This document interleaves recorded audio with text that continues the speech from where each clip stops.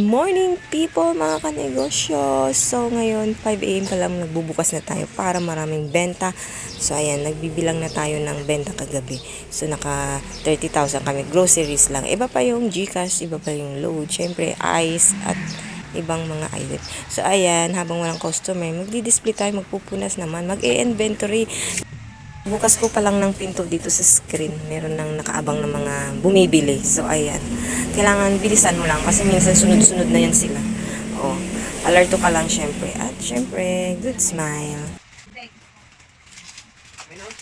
Mabalik-balik ang aming mga customer. Syempre, hindi sobrang taas kami magpatong ng items. Pang presyong affordable. At ayan, kailangan lang mabilis ang kilos para syempre hindi mainip ang customer, no? Kasi sunod-sunod na yan. So habang walang customer, syempre mag-display din po tayo. Ayan, yung mga deliveries. So ayan, per box kami kasi para mas mura at madaling maubos yung alak namin. Kasi maraming mga lasinggo dito sa amin. Ako, mga manginginom. Kaya ayan. Ang mahal na ngayon ng alak, grabe, 1,300 mahigit yung isang box. Kaya ko lang dinamihan to kasi mabenta dito sa amin.